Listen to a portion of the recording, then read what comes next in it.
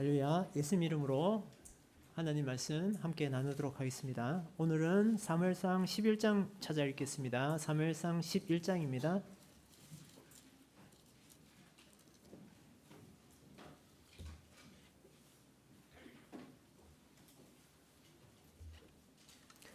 사무엘상 11장 내용은 이제 사울이 이제 그 왕권을 확립하는 이야기가 되겠습니다. 읽으시는 가운데 그 무엇이 사울로 하여금 왕권이 든든하게 만들어지게 만들었는지 우리 함께 생각하시면서 읽으시면 좋겠습니다. 사무엘상 11장 1절부터 15절까지 교독하도록 하겠습니다. 제가 먼저 읽겠습니다. 암몬 사람 나하스가 올라와서 길르앗 야베스를 대하여 진침해 야베스 모든 사람이 나하스에게 이르되 우리와 언약하자. 그리하면 우리가 너를 섬기리라.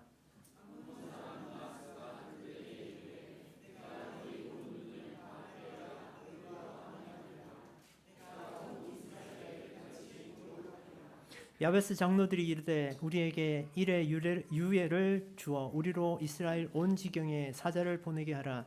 우리를 구원할 자가 없으면 내게 나아가리라 하니라.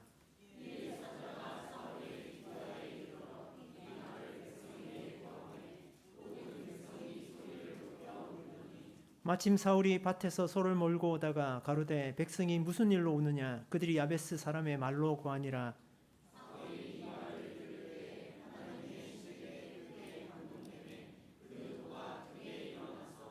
한결이 소를 취하여 각을 뜨고 사자의 손으로 그것을 이스라엘 모든 지경에 두루 보내어 가로되 누구든지 나와서 사울과 사무엘을 좇지 아니하면 그 소들도 이와 같이 하리라 하였더니 여호와의 두려움이 백성에게 임하매 그들이 한 사람같이 나온지라.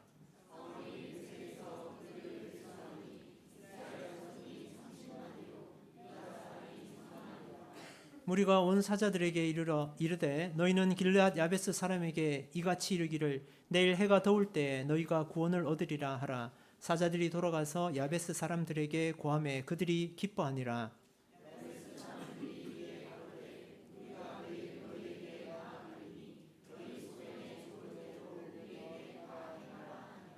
이튿날에 사울이 백성을 3대에 나누고 새벽에 적진 중에 들어가서 날이 더울 때까지 암몬 사람을 치매 남은 자가 다 흩어져서 둘도 함께한 자가 없었더라.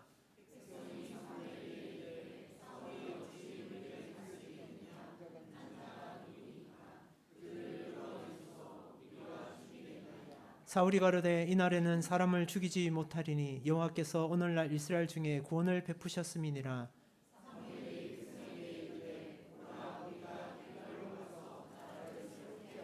함께 읽겠습니다. 모든 백성이 길갈로 가서 거기서 여호와 앞에 사울로 왕을 삼고 거기서 여호와 앞에 화목제를 드리고 사울과 이스라엘 모든 사람이 거기서 크게 기뻐하니라. 네. 사람들에게는 여러 가지 감정들이 있습니다. 여러분들은 주로 어떤 감정들에 여러분들이 휘둘린다고 생각하십니까? 혹시 나는 아주 쉽게 화를 내고 또 작은 것에도 두려워하고 아무것도 아닌 일로 슬픔에 잠기지 않나요? 네. 저 역시도 이러한 일들에서 자유롭고 싶어서 제 집사직을 받을 때 영명을 이렇게 평안이라고 이렇게 받았습니다. 오늘은 우리 마음에 일어나는 이러한 감정을 우리가 어떻게 바라다 볼지 함께 생각해 보는 시간이 되기를 원합니다. 우리가 이제 지금 살펴보고 있는 사무엘상의 이야기는 8장 이후로부터 사울을 왕으로 세워가는 일에 관한 것입니다. 이스라엘 백성들은 하나님께 이렇게 요구했습니다. 이제 우리에게도 우리를 대신해서 싸울 수 있는 그런 왕을 허락해 달라라고 이렇게 요구를 했는데요. 이 요구가 거의 조르다시피 이렇게 합니다. 하나님께서는 이를 두고 그들이 하나님을 자신들의 왕이 되지 못하게 하나님을 버린 것이다 이렇게 성경에 기록하고 있습니다. 여호와께서 사무엘에게 이르시되 백성이 내게 한 말을 다 들으라. 그들이 너를 버림이 아니요 나를 버려 자기들의 왕이 되지 못하게 함이니라 라고 이렇게 사무엘상 8장 7절에 기록을 하고 있습니다. 하나님께서 이렇듯 이스라엘 백성들이 하나님의 뜻에 맞지 않는 그런 왕을 요구했음에도 하나님께서는 그들의 말을 들어주셨고, 이스라엘 가운데서 가장 약한 지파였던 이 베냐민 지파의 기스 가문에서 그의 아들을 사울을 택해서 왕으로 예비해 주셨습니다. 하나님의 사람이었던 사무엘 역시도 이런 하나님의 뜻에 순종하면서 그가 비록 이 왕이라는 제도에 대해서 마음에 들지 않았지만 하나님의 명령에 순종해서 사울을 왕으로 세우기 위한 여러 가지 일들을 해나갔습니다. 그는 암나기를 찾으러 온 사울에게 이스라엘의 지도자가 될 것이다 라고 이렇게 알려주었고, 그에게 기름을 부어서 그를 왕으로 세워주었습니다. 그리고 모든 백성들이 보는 앞에서 제비를 뽑아서 하나님께서 사울을 세우셨음에 대해서 모든 이스라엘 백성들이 다 알도록 이렇게 해주었습니다.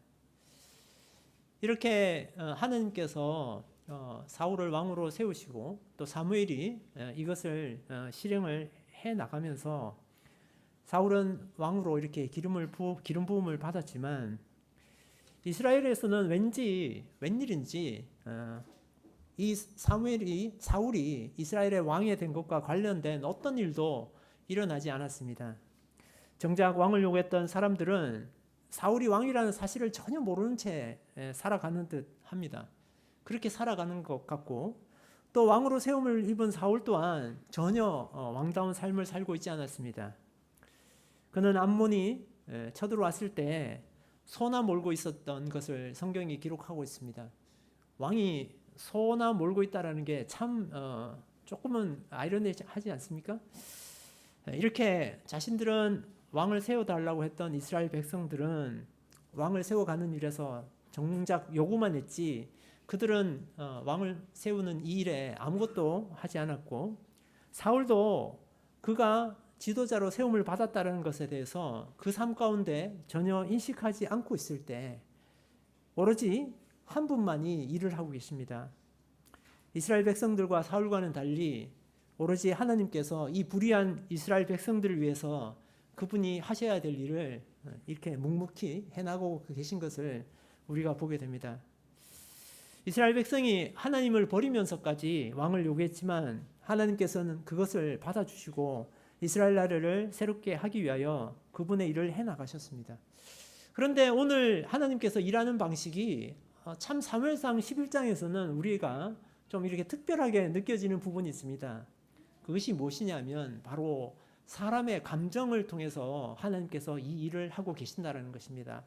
하나님께서 사람의 감정을 건드리셔서 이 일을 하고 계시는 것을 우리가 아주 특별하게 발견하게 됩니다.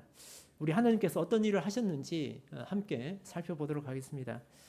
첫 번째는 하나님께서 암몬의 나핫으로 하여금 길앗 야베스를 치게 하셨습니다. 오늘 이야기의 시작은 암몬이 길앗 야베스와 전쟁을 하기 위해서 진을 친 사건으로부터 시작이 됩니다.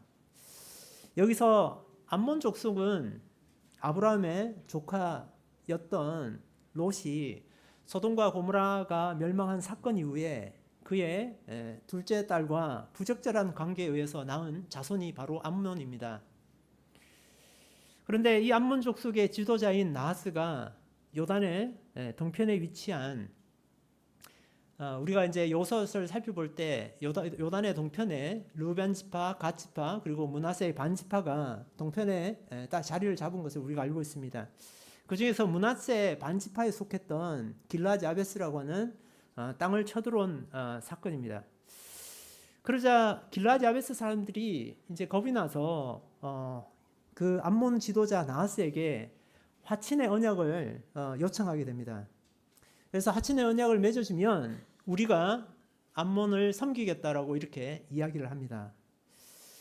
암몬의 나하스는 야베스족을 향해서 너희들 오늘 오른 눈을 다 빼면 내가 언약을 해주겠다라고 합니다. 그런데 이 화친의 조건 속에 암몬의 나하스가 이스라엘 백성들을 강하게 조롱하고 있다는 것을 알게 됩니다. 눈을 빼오라고 하는 것은 앞으로 아예 전쟁을 할 수 없도록 만들겠다라는 것입니다. 여러분들 오른 눈을 빼면 이 오른눈이 빠진 사람이 전쟁을 할 수 있을까요? 당시에는 이렇게 방패를 들고 창을 들고 전쟁을 했는데 이렇게 한쪽 눈을 방패로 가리고 한쪽 눈을 떼서 이렇게 전쟁을 했다라고 합니다.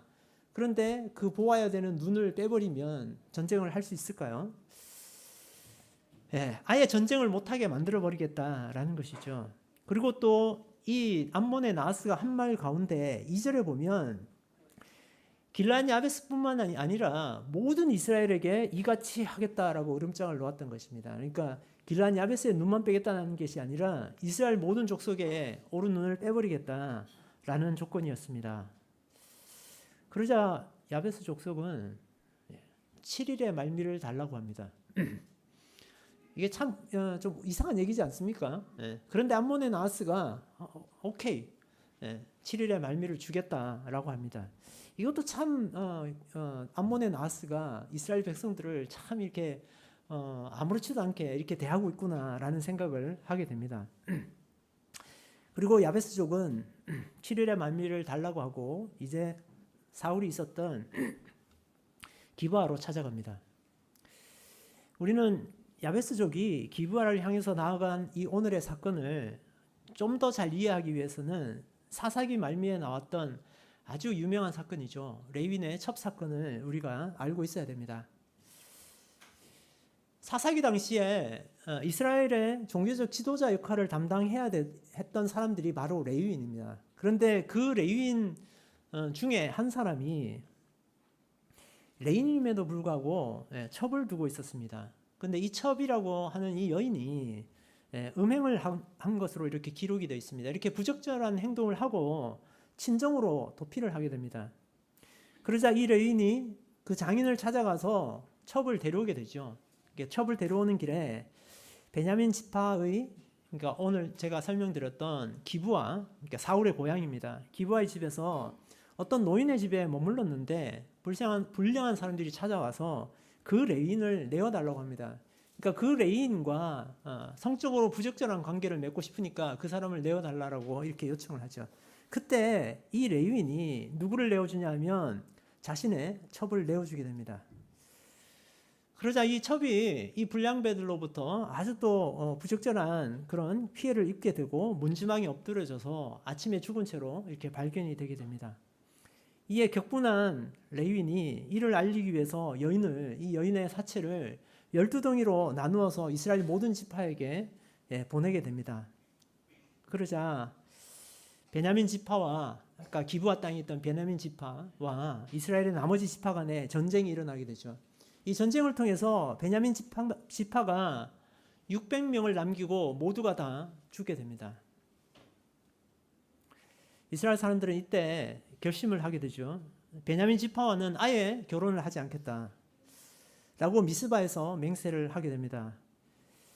그러나 이 맹세에도 참여하지 않고 군사 행동에도 참여하지 않았던 사람들이 있었습니다. 그 사람들이 바로 길르앗 야베스 사람입니다.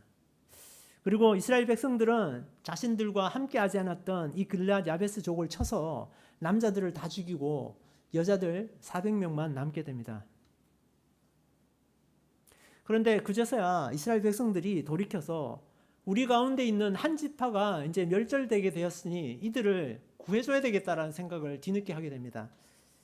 그런데 모든 지파들은 이제 베냐민 지파에게 베냐민 지파와는 절대 결혼하지 않겠다라고 이미 결정을 해버린 상황이었습니다. 약속을 해버린 상황이었죠. 그래서 그들은 이 사실을 후회하고 림몬 바위에 숨었던 베냐민 족속 600명에게 아까 말씀드렸던 길르앗 야베스 처녀 400명을 아내로 주게 됩니다. 오늘 본문에서 이런 길르앗 야베스족이 암몬의 침략을 받게 된 것이고 그 길르앗 야베스가 이제 아까 레위인 첩 사건의 주요 무대 중에 하나였던 기브아를 찾아가게 된 것입니다. 야베스 길르앗은 기브아에게는 바로 어머니들의 고향인 것입니다. 그러니까 길르앗 야베스에 있는 여인들이 베냐민 족속과 결혼해서 그 후에 자손들이 낳으면서 이렇게 베냐민 족속이 이어져 온 것이죠. 그래서 길르앗 야베스의 어려운 처지를 들은 이 기브아 사람들은 자신들의 어머니와 같은 그런 고향에서 일어난 사건에 대해서 너무나도 슬퍼하고 울었습니다.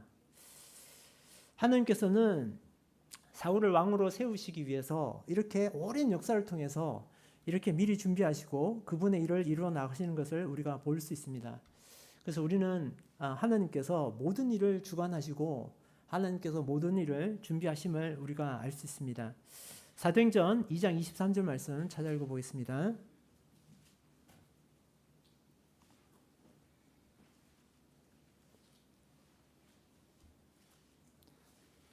사도행전 2장 23절 말씀 함께 읽어보겠습니다. 사도행전 2장 23절 말씀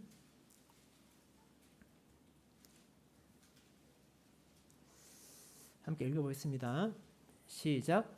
그가 하나님의 정하신 뜻과 미리 아신 대로 내어준 바 되었거늘 너희가 법 없는 자들의 손을 빌어 못 박아 죽였으니. 인간 역사상 가장 불의한 사건을 들으라고 한다면 아마 예수님을 십자가에 매단 사건이 아닌가라는 생각합니다. 그런데 그런 불의한 예수님을 십자가에 매단 사건을 통해서 가장 완벽한, 가장 완전한 구원이 이루어진 것을 우리가 볼 수 있습니다. 우리는 하나님을 버려서 사람의 뜻으로 왕을 세우려 하는 그 불의한 사건 속에서도 하나님은 그분의 일을 해나가시는 것을 우리가 볼 수 있습니다. 그래서 인간의 불신앙이 곧 하나님의 실패를 의미하지 않는다라는 것도 우리가 알게 됩니다. 오히려 인간의 불신앙을 통해서 오히려 하나님의 신실하심이 더 분명해진다는 것을 우리가 보게 됩니다. 하나님은 늘 우리의 모든 일 가운데서 역사하시고 그분이 주관하시게 되는 것을 우리가 이해해야 되겠습니다. 이제 두 번째는 하나님께서 사울에게 하나님의 신을 부어주심을 통해서 역사하고 계신다라는 것입니다. 오늘 하나님께서 사울에게 왕을 세우기 위해서 6절에 보면 사울이 이 말을 들을 때 하나님의 신에게 크게 감동되매 그 노가 크게 일어나서라고 기록이 되어 있습니다. 그러니까 하나님의 신으로 감동케 하셨는데 하나님의 신이 사울을 감동시켰을 때 사울에게 분노가 크게 일어났다라는 것입니다. 우리는 때로 우리에게 일어나는 감정들이 불필요하다거나 이걸 떨쳐내야 된다 이렇게 생각을 하기가 쉽습니다. 특히 분노, 또 두려움, 슬픔 등의 감정은 우리가 없애려고 이렇게 노력을 합니다. 그러나 오늘 말씀이 참 특별한 것은 우리에게 일어나는 이 감정을 조금은 다르게 볼 필요가 있구나라는 생각을 하게 되었습니다. 이 감정 또한 하나님께서 우리에게 허락하신 것이다 라는 것을 우리가 이해를 해야 됩니다. 그래서 이 감정을 우리가 어떻게 다스리고 또 이 감정을 통해서 우리가 어떤 일을 해나가야 되는가, 어떻게 일을 해나가야 되는가 라는 것을 생각해 봐야 됩니다. 오늘 암몬과의 전쟁을 승리로 이끌어 나가고 사울을 왕으로 든든히 세워가는 데 있어서 두세 가지의 감정이 여기에 관련이 되어 있는 것을 알 수 있습니다. 먼저 본문 말씀 4절 보겠습니다.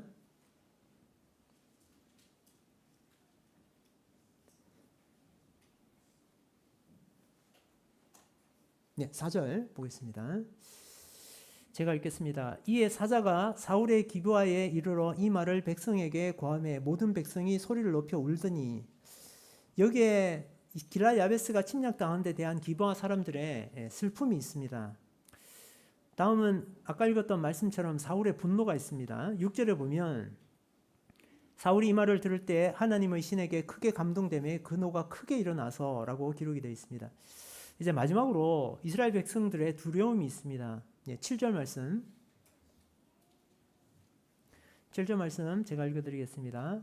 한결이 소를 취하여 각을 뜨고 사자의 손으로 그것을 이스라엘 모든 지경에 두루 보내어 가로되 누구든지 나와서 사울과 사무엘을 좇지 아니하면 그 소들도 이같이 하리라 하였더니 여호와의 두려움이 백성에게 임하매 그들이 한 사람같이 나온지라 이렇게 기록이 되어 있습니다.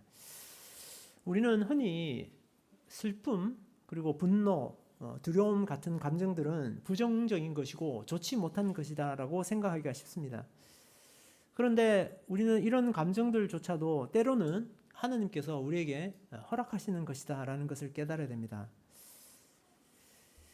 본문에서는 하나님께서 허락하신 감정들에 대해서 조금은 다른 해석을 가능하게 하는데요. 분노에 대해서는 하나님의 신이 임했을 때 분노가 일어났다고 하고, 두려움에 대해서는 하나님의 두려움이 임했다라고 이렇게 이야기합니다.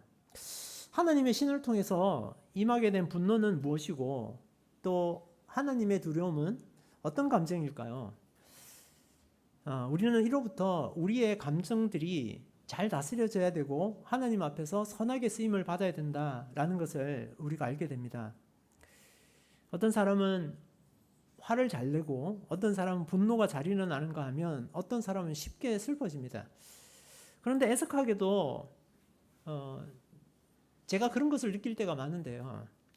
저는 태어날 때부터 화를 잘 내게 이렇게 태어난 것 같은 생각이 들 때가 있습니다. 저는 태어날 때부터 짜증을 잘 내는 것처럼 이렇게 태어난 것처럼 생각이 들 때가 있습니다. 혹시 저만의 생각인가요? 어떤 사람, 여러분들 가운데 아마 나는 마음속에 분노가 일어나 본 적이 없어. 나는 화를 내본 적이 없어. 나는 두려움이라고는 모르고 살았어.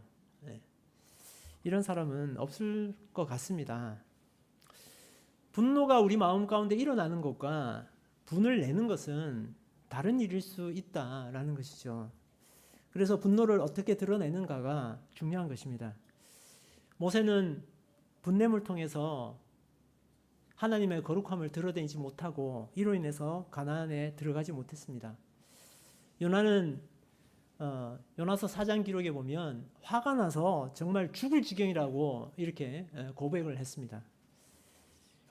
때로는 분노가 우리의 일을 그르치게 합니다. 우리로 하여금 하나님 일을 거룩하지 못하게 만들죠. 그러나 오늘 이 사건 속에서는 때로는 분노가, 때로는 슬픔이, 때로는 두려움이 주님 앞에 우리를 무릎 꿇리게 됩니다. 모든 일이 잘 풀리고 순탄할 때, 또 바쁠 때는 기도하지 못하다가 하나님께서 내 마음에 두려움을 주실 때 우리는 무릎을 꿇게 되는 것을 보게 됩니다. 이것은 아마도 주님 앞에서 가만히 아무 일도 하지 않는 우리를 향해서 하나님께서 먼저 분노하시고 우리를 일하게 하시는 방식이 아닌가라는 생각이 들었습니다. 우리는 사울의 분노가 이스라엘을 이끄는 리더십으로 승화가 되었고, 그래서 왕권이 튼튼해진 사건을 우리가 오늘 읽었습니다. 하나님으로부터 비롯된 두려움이 이스라엘 백성들로 하여금 하나로 연합해서 전쟁 앞에 나오게 했다는 점을 우리가 발견하게 됩니다. 그러나 처벌두었던 레위인의 분노는 이스라엘을 분열하게 만들었고 한 민족이 멸절할 위기에 처하게 만든 것도 사실입니다. 레위인의 첩사건과 암몬의 전쟁에 관련된 이 두 사건은 야베스족과 기브아족이 역사적으로 지리적으로 묘하게 얽혀 있다는 것을 우리가 알게 되는데요. 그리고 그 묘한 얽힘을 통해서 하나님께서는 분노라는 동일한 단어를 사용하는 이 감정이 사실은 그 근본이 다르다. 이 분노라는 감정이 다른 것이다 라는 것을 우리에게 알려주고 있습니다. 우리가 분이 일어나지 않도록 하는 것보다 우리 마음속에 일어나는 이 분노를 우리가 어떤 결과로 이어나갈지를 우리가 더 중요하게 생각을 해야 합니다. 하나님께서도 이렇게 말씀하고 계십니다. 시편 7편 11절부터 12절까지 말씀. 시편 7편 11절부터 12절까지 말씀.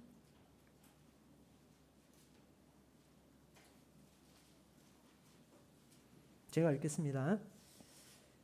하나님은 의로우신 재판장이시며 매일 분노하시는 하나님이시로다. 사람이 회개치 아니하면 저가 그 칼을 가르시며 그 칼을 이미 당기어 예비하셨도다. 이게 정말 하나님께서 매일매일 화를 내신다는 의미일까요? 하나님께서 매일매일 화를 내신다는 의미가 아니라 하나님께서는 그분은 죄와 불의에 대해서 그 어떤 것도 그 하나도 용납하지 않으신다는 의미로 우리가 받아들여야 되겠습니다. 하나님은 모든 죄에 대해서 한치도 빠짐없이 분노하시지만 그 분노로 한 사람을 모두 심판하시지는 않는다라는 것입니다. 여호와는 자비로우시며 은혜로우시며 노하기를 더디하시며 인자하심이 풍부하시도다. 항상 경책지 아니하시며 노를 영원히 품지 아니하시로다. 아까 읽었던 시편의 말씀, 지금 읽은 시편의 말씀이 상충되는 말씀이 아닙니다. 하나님께서는 죄에 대해서 하나하나 따져 물으시지만 그것으로 인해서 우리를 하나하나를 들어서 우리를 정죄하고 심판하지 않으신다는 것입니다. 우리도 죄에 대해서 분노할 줄 알아야 됩니다. 그러나 우리는 또한 이 분노를 죄를 떨쳐내는 에너지가 될 수 있도록 사용해야 되겠습니다. 이제 세 번째는 전쟁에서 승리하게 하나님께서 이끄셨습니다. 오늘 암몬과의 전쟁은 사울이 벌인 첫 번째 전쟁으로 기록이 되고 있습니다. 그런데 이 전쟁의 결과는 놀라운 것이었습니다. 본문 11절 말씀, 본문 11절 말씀입니다. 본문 11절 말씀 함께 읽겠습니다. 시작. 이튿날에 사울이 백성을 3대에 나누고 새벽에 적진 중에 들어가서 날이 더울 때까지 암몬 사람을 치매 남은 자가 다 흩어져서 둘도 함께한 자가 없었더라. 기름 부음을 받았던 사울이 열심히 전쟁 준비를 하고 있었을까요? 군사들을 모으고 이렇게 전쟁을 하기 위한 스스로의 지도력을 키우고 있었을까요? 그러지 않았습니다. 소나 몰던 사울이 과연 어떻게 전쟁에 승리할 수 있었을까요? 저는 이것이 전적으로 하나님께서 하신 일이라고 봅니다. 우리는 인생에서 전쟁이 없기를 원합니다. 그러나 우리 인생은 전쟁 없이 살아갈 수 없습니다. 왜냐하면 이 전쟁은 하나님께서 우리를 예비하신 전쟁이기 때문에 그렇습니다. 하나님은 사울이 전쟁을 이기게 하심으로 사울의 리더십을 세워주십니다. 만약에 사울이 이 전쟁에서 승리하지 않았다면 그는 여전히 소나 몰고 농사를 짓는 사람이었을 것입니다. 그가 왕이 될 수 있도록 해준 것이 바로 하나님이시고 바로 하나님께서 이 전쟁을 허락하셨다라는 것입니다. 그리고 이제 하나님께서 사울이 진정한 왕이 되도록 해주십니다. 12절 말씀 또 함께 읽겠습니다. 12절 말씀입니다. 함께 읽겠습니다. 시작. 백성이 사무엘에게 이르되 사울이 어찌 우리를 다스리겠느냐 한 자가 누구니까 그들을 이끌어내소서 우리가 죽이겠나이다.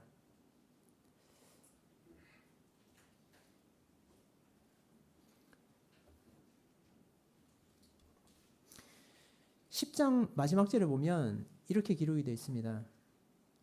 어떤 비류는 가로되 이 사람이 어떻게 우리를 구원하겠느냐 하고 멸시하며 예물을 드리지 아니하니라. 그러나 그는 잠잠하였더라. 그렇게 했던 사람들이 이제는 사울을 향해서 야, 도대체 사울이 어찌 우리를 다스리겠냐고 한 사람이 누구냐? 그 사람을 끌어내서 내가 죽이겠다라고 이렇게 얘기하죠. 그만큼 사울의 왕권이 이제 튼튼해진 것입니다. 전쟁이 끝나자 모든 사람들이 사울을 왕으로 인정했습니다. 이렇게 왕이 된 사울에게 기대와 우려가 동시에 존재했습니다. 우리가 어떤 결정을 하고 우리가 어떤 일을 새로이 시작할 때 하나님께서는 우리에게 늘 위험과 기대가 동시에 존재하도록 하십니다.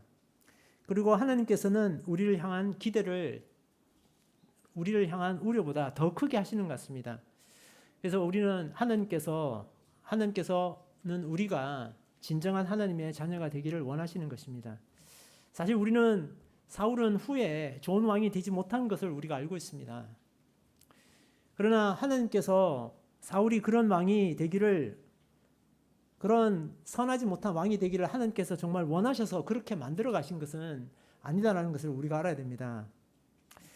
하나님께서는 사무엘을 통해서 길갈로 가서 나라를 새롭게 하도록 이렇게 만드셨습니다. 그래서 14절을 보면 사무엘이 백성에게 이르되 오라 우리가 길갈로 가서 나라를 새롭게 하자. 사울이 왕이 되었을 때 든든해진 왕권에 대해서 하나님께서는 이제 겸손한 마음으로 이 나라를 새롭게 하라라고 알려주신 것입니다.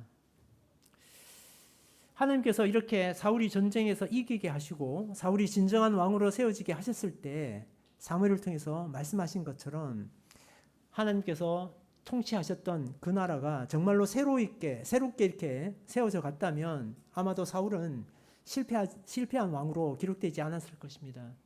하나님께서 허락하신 그 분노를 사울이 좋은 방향으로 써갔다면 사울은 정말 좋은 왕이 되었을 것입니다. 그러나 그는 그 분노를 시기를 담아서 다윗에게 사용했습니다. 사람들은 사람이 직접 일을 한다고 또 사람이 일을 이루어 간다라고 생각하지만 그렇지 않습니다. 세상의 모든 일은 주님께서 일하시는 것입니다. 그래서 우리 사람은 우리의 감정을 내세워서 감정적으로 일을 해서는 안 됩니다. 우리는 하나님의 일하심에 동참하고 동행해야 됩니다. 우리가 사무엘 11장을 통해서 배우게 되는 또 다른 것은 모든 지도자의 권위가 하나님으로부터 나온다라는 것입니다. 교회 지도자들이 정말 조심해야 될 것이 바로 이 지점입니다. 우리 모두는 사실은 우리는 지도자의 얘기를 할 때 우리 교회에 있는 목회자나 성직자를 생각하기 쉽지만 또 교사를 생각하기 쉽지만 그렇지 않습니다. 사실 우리 모두가 일꾼이고 우리 모두가 지도자입니다. 우리는 전쟁의 승리를 우리 것이라고 생각하고 우리의 리더십을 우리 스스로 세우려 하지만 절대 그렇지 않습니다. 전쟁을 주시는 이도 하나님이시고 전쟁을 이기게 하시는 이도 하나님이시고 그 전쟁을 통해서 우리에게 권위를 주시는 것도 하나님이심을 잊지 말아야 되겠습니다. 그래서 우리가 이 일을 하고 하나님과 동행하는 데 있어서 우리는 늘 우리의 감정으로 일을 해서는 되지 않습니다. 우리는 늘 하나님께서 부어주시는 영적인 생각, 우리를 통해서 하나님이 부어주시는 그 마음으로 살아야 됩니다. 그때 우리가 나를 다스릴 수 있고 세상을 다스릴 수 있게 됩니다. 오늘 우리가 살펴본 것은 하나님께서 사울에게 하나님의 신을 부어주셔서 그로 하여금 분노케 함으로 사울이 왕으로서의 권위를 갖도록 하셨습니다. 저는 여러분들이 생각하시는 것보다 혹시 그렇게 생각하실 수도 있는데요. 생각하시는 것보다 화를 잘 내는 사람입니다. 그런데 말씀을 읽으면서 분노의 감정도 하나님께서 내게 주신 일부로 받아들여야 되겠다라고 생각을 했습니다. 하나님께서 내게 허락하신 내 성격조차도 이것이 하나님께서 내게 주신 것으로 받아들여야 되겠다라는 생각을 했습니다. 또 저는 누구보다도 세상 일에 빠져서 살아왔습니다. 최근에 인공지능 세상이 오면서 문득 저한테 두려운 마음이 들었습니다. 이거 어떡하지? 근데 이 두려운 마음이 무엇에 대한 두려움인가는 저는 이해를 하지 못했습니다. 정확하게 알지는 못했습니다. 그런데 그 두려운 마음이 생길 때 저에게 어떤 생각이 들었냐면 이제 세상에 일을 줄여야 되겠다. 그리고 이제 더 이 무게중심을 하나님께 옮겨야 되겠다라는 생각이 들었습니다. 누구는 그 두려운 마음을 통해서 다른 생각을 할 수도 있겠죠. 그러나 우리는 이 두려운 마음이 일어날 때 내가 더 하나님 앞에 다가가고 내가 더 하나님을 위해서 하나님을 믿고 의지해야 되겠다라는 생각을 하는 것이 하나님께서 우리에게 원하시는 일이라는 생각이 들었습니다. 우리 마지막으로 잠언 4장 23절 말씀 찾아 읽겠습니다. 잠언 4장 23절 말씀입니다.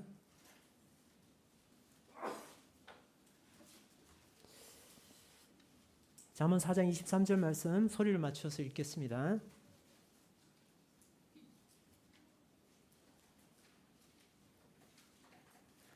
잠언 4장 23절 말씀 함께 읽겠습니다. 시작.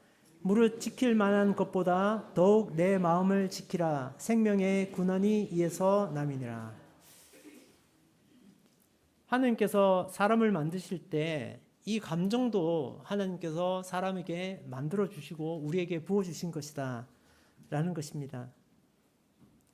이 감정이라고 하는 마음의 작용을 우리가 선하게 활용하는 것이 잠언에서 이야기하는 우리 마음을 지키는 것이 아닐까라는 생각을 오늘 해보게 됩니다. 아무쪼록 감정이 내 마음에서 요동치며 올라올 때 감정은 이것은 내 의지와 상관없이 생기는 것이라는 이유를 들어서 왜 나를 유리처럼 이렇게 약하게 지으셨는지 원망하지 않게 되기를 원합니다. 슬프고 화나고 무서울 때도 주님을 붙들고 늘 하나님의 선을 이루어 가시는 저와 여러분 되시기를 예수 그리스도의 이름으로 축원드립니다. 함께 찬송하시겠습니다. 찬송 208장 하시겠습니다.